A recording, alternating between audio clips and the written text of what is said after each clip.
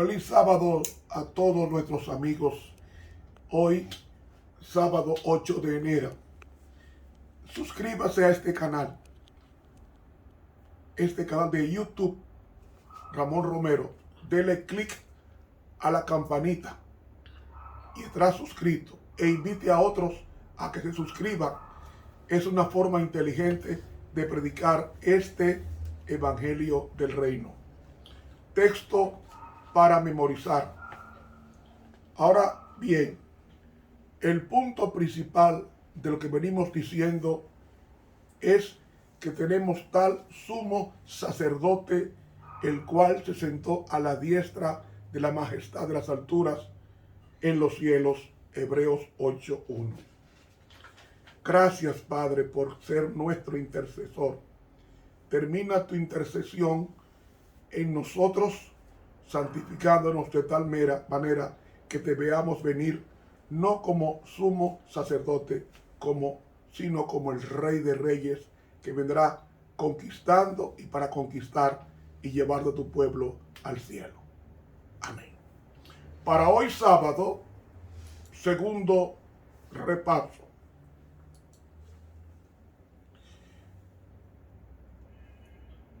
En los primeros tiempos, los patriarcas eran sacerdotes en sus propias familias, y el deseo original de Dios era que el hijo mayor tomase el lugar del padre como sacerdote de la familia.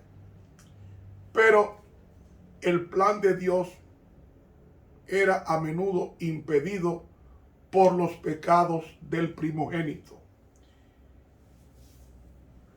Por ejemplo, Caín, primogénito,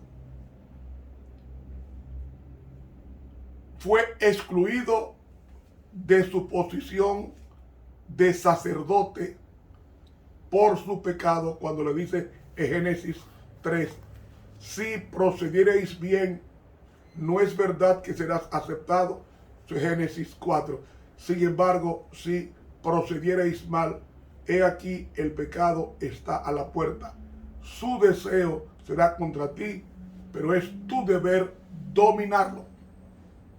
Es decir, el pecado de Caín impidió obtener la aceptación como sumo sacerdote, porque era el primogénito. Por causa del pecado de Rubén, que fue el primogénito de Jacob, perdió la excelencia de la altivez y la excelencia del poder, las cuales eran sus derechos adquiridos como primogénito. José, cuando era joven, cultivó esos trazos de carácter que le dieron la excelencia sobre sus hermanos.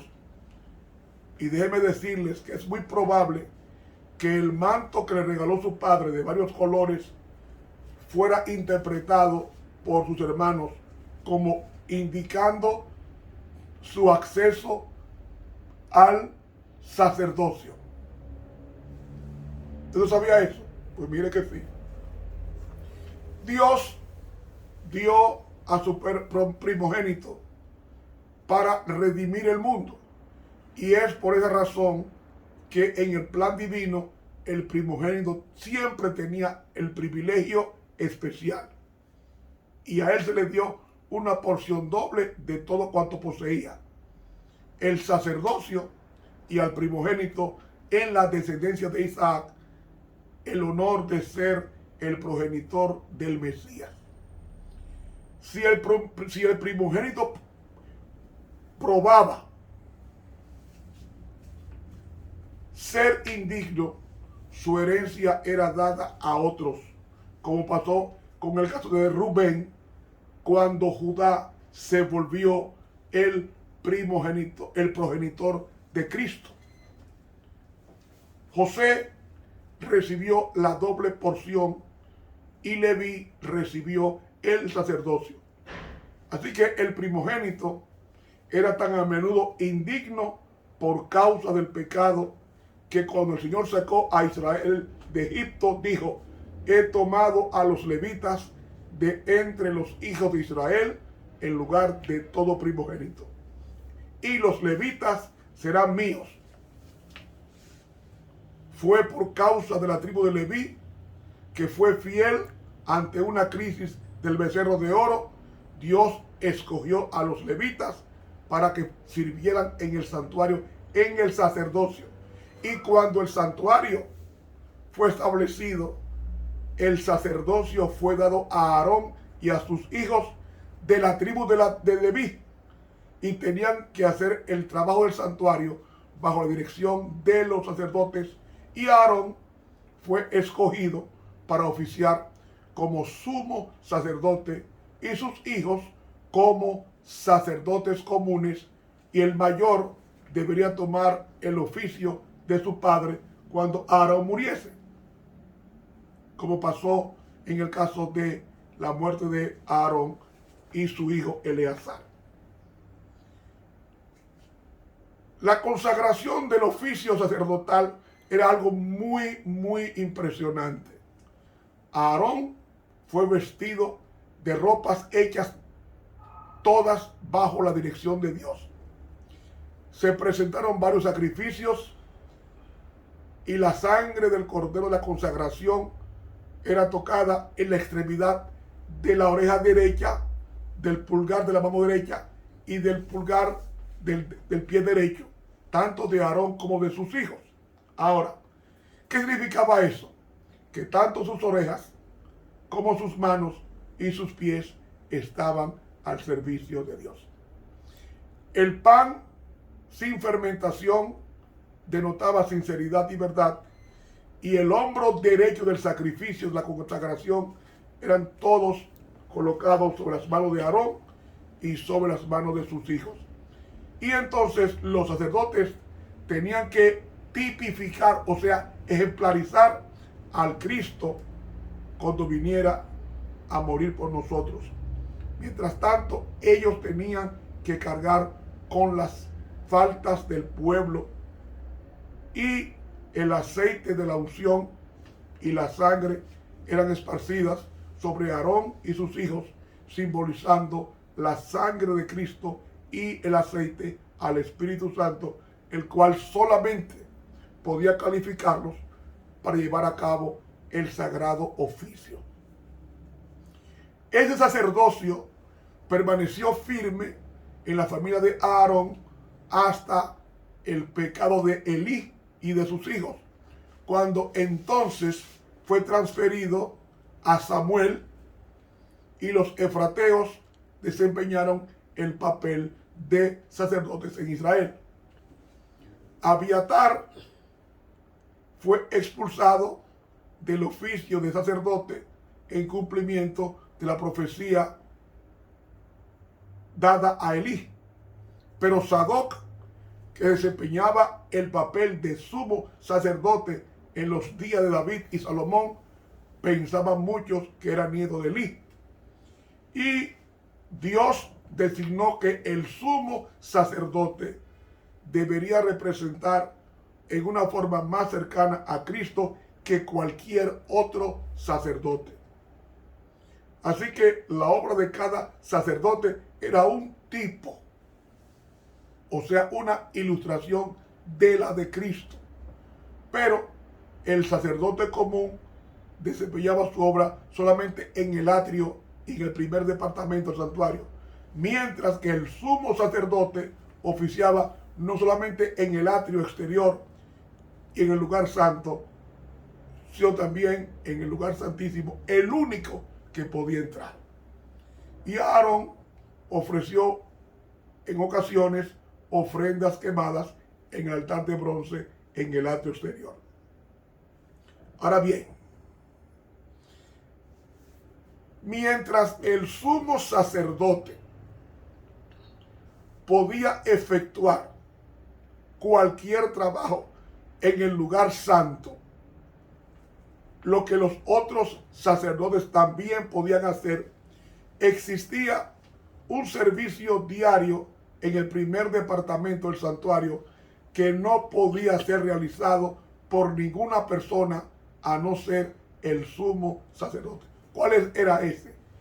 Solamente era el sumo sacerdote que podía quemar incienso delante del altar de oro ante Dios y cortar y encender las lámparas del candelabro de oro.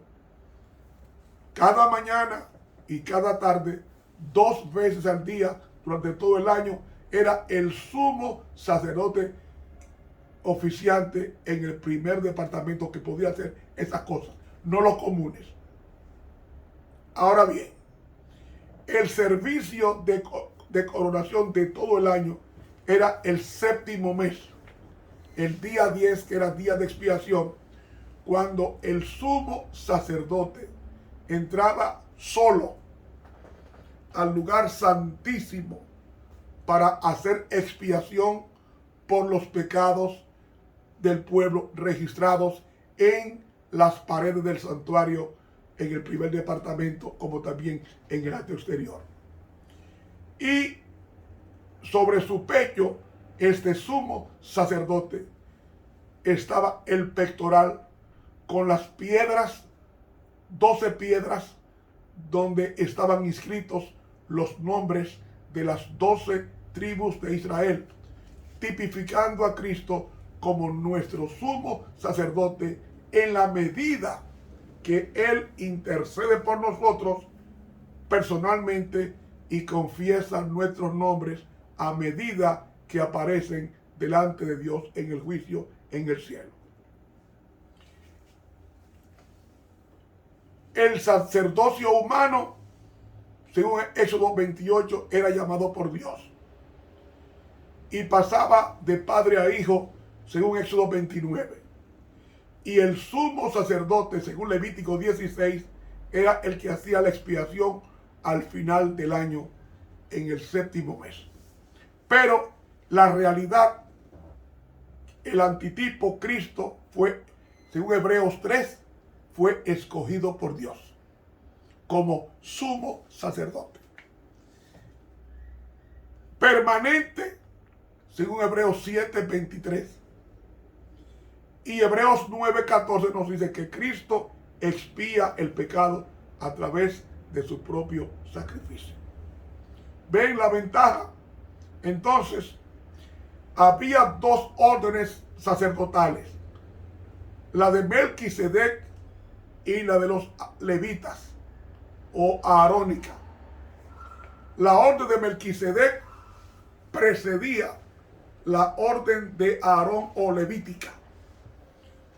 En los días de Abraham, el sacerdote Melquisedec era rey de Salem, pero también era sacerdote del Dios Altísimo en Génesis 14. Y aunque no exista mucho al respecto de la orden de Melquisedec en la Biblia, Melquisedec era superior a la orden levítica, ya que Cristo fue hecho sacerdote según el orden de Melquisedec, sacerdote y rey, características que tendrá Cristo. El sacerdocio levítico vino después que Israel salió de Egipto y nos lleva hasta la cruz. Y desde entonces tenemos el sacerdocio de Cristo, del cual todos los sacerdotes terrenales eran un tipo o ilustración. Y como Cristo es un sacerdote de la orden de Melquisedec, estamos viviendo bajo el sacerdocio de la orden de Melquisedec.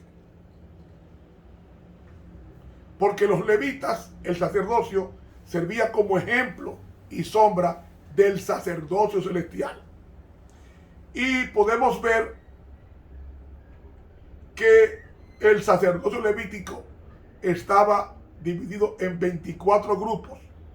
Cada grupo poseía su propio jefe del santuario. Ese sistema continuó hasta Cristo.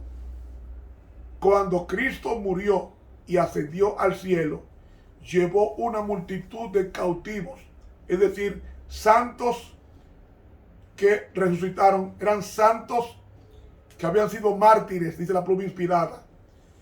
Y cuando Juan ve en visión, ve el primer departamento del santuario con las 7 lámparas de fuego del lugar santo que estaban ardiendo frente al trono de Dios. ¿Y qué ve él? Juan ve a 24 ancianos en Apocalipsis 4, sentados en 24 tronos, adorando al Cordero. Digno eres de tomar el libro y de abrir los sellos, porque fuiste muerto y con tu sangre compraste para Dios los que proceden de toda tribu, lengua y pueblo y nación, y para nuestro Dios los constituiste reino de sacerdotes y reinarán sobre la tierra. Apocalipsis 4. En este texto podemos ver entonces el antitipo de los 24 grupos de sacerdotes. Los jefes de cada grupo tienen lugares de honor y son reyes y sacerdotes según el orden de Melquisedec. Entonces, el remanente de la multitud que Cristo llevó para el cielo no son mencionados, pero es razonable suponer que ellos constituyen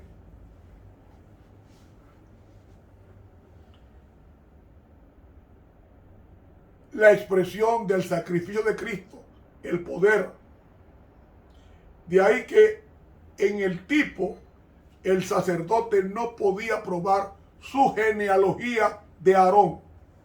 O sea, en el sacerdocio terrenal, el primer sumo sacerdote, si no probaba su genealogía directa de Aarón, era eliminado del sacerdocio. Cristo, que es el antitipo, o sea, la realidad, en el antitipo, el cristiano que no puede probar su conexión directa con Cristo, el sumo sacerdote celestial, nunca será uno de los sacerdotes reales o comunes que ministraban en el templo de Moisés. Amigo, Dios ha proporcionado el soporte de todos los grupos de sacerdocio a través del método. Porque dice, al Señor pertenece la tierra y todo lo que en ella hay, el mundo y los que en él habitan. Es decir, cita de el Salmo 24. Hermanos, podemos decir entonces que tenemos en el cielo un mediador. ¿Qué es mediar? Interceder por el otro. Tenemos uno que intercede ante nosotros y es nuestro defensor. ¿Nos defiende de qué? De las acusaciones del diablo de que seamos destruidos por él. Pero también tenemos un Cristo que es nuestro sumo sacerdote, es decir, el jefe del sacerdocio, el único que podía entrar en la presencia del Padre en el segundo departamento del santuario terrenal, porque en el santuario terrenal, en el lugar santísimo, estaba el trono de Dios, y desde el arca del pacto era que Dios hablaba a Moisés y a su pueblo. Hermanos, Cristo es nuestro sumo sacerdote, y nosotros, cuando lo aceptamos, nos convertimos en sacerdotes comunes para interceder por los demás. Tenemos que llevar en nuestras mentes y corazones una oración permanente por este mundo de pecado. Orar, interceder por la familia, interceder por los vecinos, interceder por los compañeros de trabajo o de estudio, interceder por los gobiernos terrenales, interceder por el mundo entero, para que Dios haga posible que el Evangelio sea dado a conocer a todos ellos, porque Cristo nos amó a todos. Y cuando muere fuera de la santa ciudad, está diciendo con eso que el Evangelio es para el mundo entero, no exclusivo para los judíos. Hermanos, al llegar al final de este estudio, quiero asegurarte esto. No importa lo que la gente diga. Dice la pluma inspirada que no importa de lo que la gente diga contra nosotros, sino que nos interesemos en lo que el Padre habla de nosotros con Cristo en el cielo. Siempre a favor. No temamos las acusaciones. Tenemos un Dios en el cielo que es nuestro mediador, que es nuestro defensor, que es nuestro sacerdote. Jesús, el mediador del mejor pacto. ¿Por qué mejor pacto? Porque fue un pacto ratificado con su sangre y no con la sangre ni animales. Confiemos durante todo este trimestre de que tenemos un sumo sacerdote que nos entiende e intercede por nosotros en el cielo, no importa cuán malos seamos. Que Dios nos bendiga. Estuvo contigo el profesor Ramón Romero.